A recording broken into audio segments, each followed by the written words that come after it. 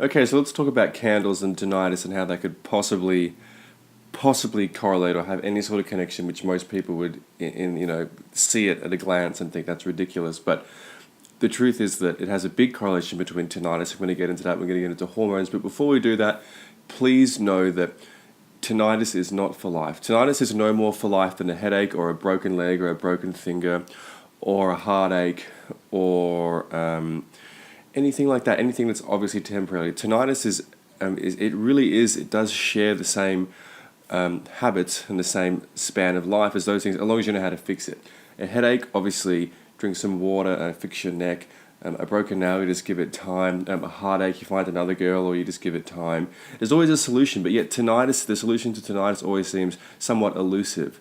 But the thing is, it's because you ask your doctor about tinnitus. That's your first problem.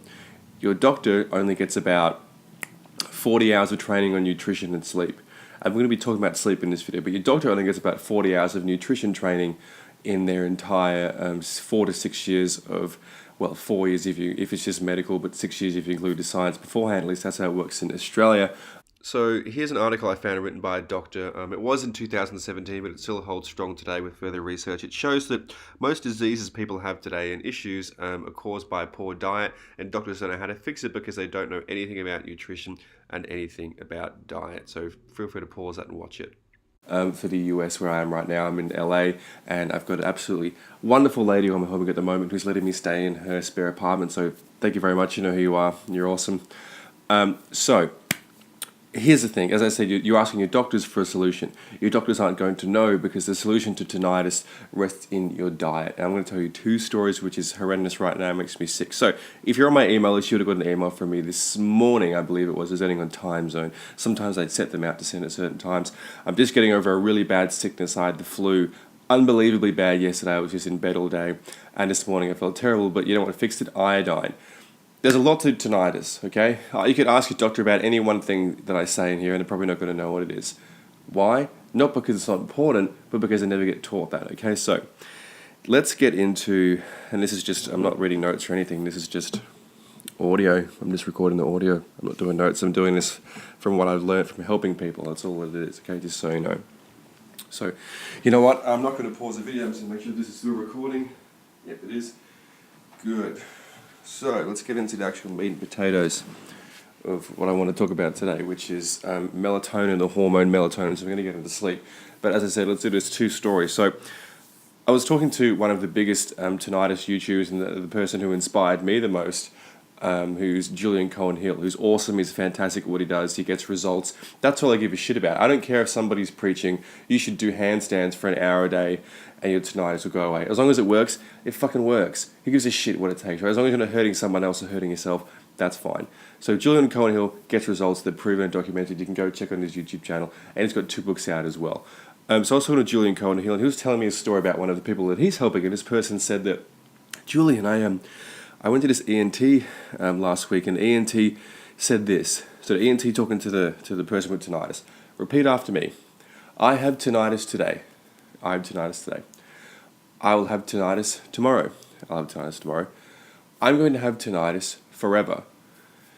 That is completely fucking ridiculous. Not only is that the scariest thing that anyone could ever hear, but it's just not true. Now, I would understand if somebody was in a car accident and they lost both their legs or both their arms.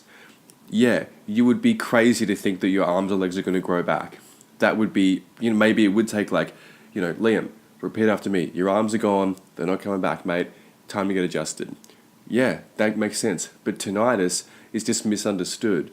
People don't understand what it is. It's a warning signal that something else is wrong, usually due to diet or stress. But the thing with stress is there's a chemical culprit for stress, okay? And you can fix that by fixing your diet and taking iodine and all bunch of other stuff too, fixing your gut lining. There's a plethora of things you can do. But let's talk about sleep. So there's 2 things in this shot of the camera that I tried to set up. I hope this done this right. There's 2 things in this camera which are, one is good and one is bad for sleep. Now sleep is important because of the following reason. When you are awake, when you live, okay? Sorry, when you're awake, not when you live. You're always alive, hopefully. You don't die when you're asleep. When you're awake, 500 million cells in your body die. And that's fine. That's the way it works. Every 7 years, you're made of entirely new cells. But providing that you sleep and you secrete melatonin into your body, and your melatonin actually helps process these cells. And what happens is the dead cells get eaten by new cells and used as fuel to work properly. Now, if you have tinnitus, have you ever woken up one morning, or every now and again, regardless of how you got tinnitus, and your tinnitus spikes for a bad night's sleep, a drink of the night before, you're stressed out, but generally because you had a bad night's sleep, you get waken up, and even as you woke up at 3 a.m., maybe because you're tinnitus or because of a dog, you thought, oh, it's gonna get me tomorrow, and you wake up tomorrow and it's even louder, or it's more intense, or your hyperacusis is more sensitive, or your jaw, quicks a little, you hear it in your ears more when you turn your neck, something like that. Your tinnitus is getting worse. Here's one of the main reasons for that, apart from the fact that you have more cortisol secreting because of your lack of sleep. One of the main reasons is because there's cells in your ears, okay, in your inner ear, and in every single cell in your body, needs to send messages to other cells through neurotransmitters, okay? So there's cells in your ears, and in every single cell in your body is something called the endoplasmic reticulum. And the job of that cell, that section of the cell, is to take messages from other cells and turn it into electricity and move it to other cells and basically pass the messages along, especially in the brain. Now, in your inner ear, the job of the endoplasmic reticulum is to process sound waves and turn them into electricity, send them to your brain, a whole bunch of other complex things too, and to help your brain understand what that sound is. So let me just simplify. The endoplasmic reticulum in your inner ear, it's in every cell, processes sound waves, turns it into electricity, which takes an immense amount of power, a huge amount of power. So what happens is when the cells die every day and you don't get a good night's sleep and you're more sensitive the next day, it's because your dead cells are still getting the nutrients that you eat. Let's back it up. So let me use a metaphor. Let's say, for example, that you have a mum and a dad and they have 6 kids, okay? And let's say they have 4 kids actually. And the oldest kid is 18, the youngest kid is 15, and the middle kid is 16. So they're kind of like the same age. And they're having, the mum's pregnant again, and they go, okay, well, we need to make some room. So, 18-year-old kid, you got to move out because we can only afford 3 kids. We only have enough food to feed 3 kids. But the oldest kid doesn't move out. So what happens then? The older kid kind of becomes dead weight, isn't contributing to the family, becomes a bit jaded, sits in his room, but still takes the food. Everybody gets a little bit less food than they need. 2 years later, another kid comes around. And now you've got the 16-year-old kid, a 17-year-old kid, and an 18-year-old kid, let's just say, who are all like lounging around, not doing anything, but they're still taking the same amount of food. Sometimes even more because they're older and they're bigger. And these 2 younger babies aren't getting enough food. So they can't function as well, and they might even die, okay? So this is what happens in your body. Your lymphatic system and your bloodstream feeds, your lymphatic system as well, feeds nutrients into cells, okay? So in your inner ear, it's feeding nutrients into all the cells, regardless if they're dead or alive. Now, your dead cells in your ears, which is supposed to be, your cells in your ears are supposed to be turning electricity into sound waves, lots of the nutrients that they need, they don't have enough. So, do you get what I'm trying to say? The resources are very scarce, so there's not enough power for it.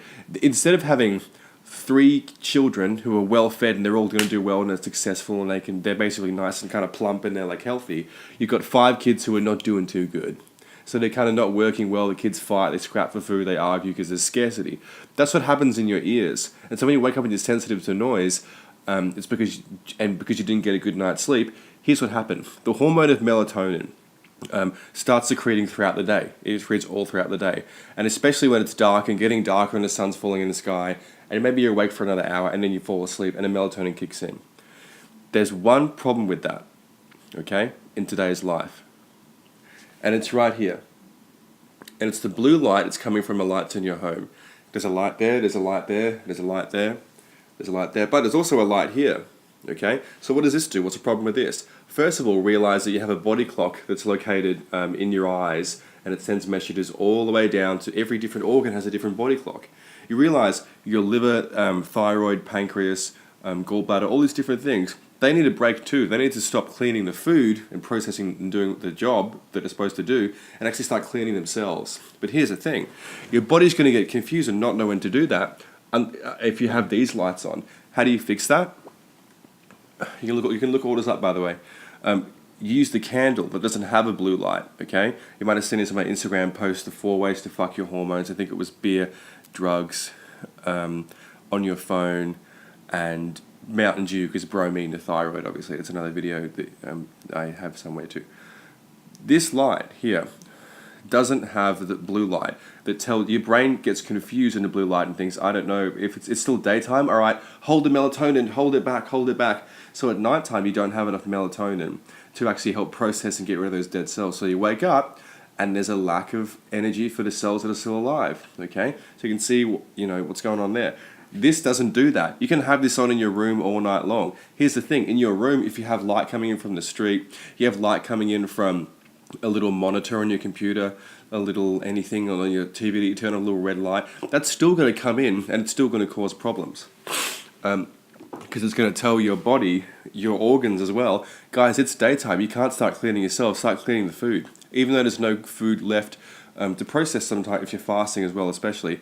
So the message here is just be sure that when it's dark outside, it's dark inside too. You should never really have your lights on in your house unless it's the morning, because then you need to see, and the blue lights will help you wake you up. But after that, when you left the house, you shouldn't go back to a light. Don't use your computer, read a book instead, okay? Don't watch TV, read a book instead, write something, paint something by candlelight. It's fun, play board games with your family, get back into the social thing. You'll be so much happier, and we're not trying to get happiness here, that's as far as I'm concerned. Your happiness is, fuck that. We're trying to get rid of tinnitus here. No one cares about your happiness. I don't care if you feel good or bad. Follow the advice. It works, okay? Simple as that. Get rid of the lights in your home and, rewind through this video a few times when you understand what I'm trying to say and Google it yourself. Cool.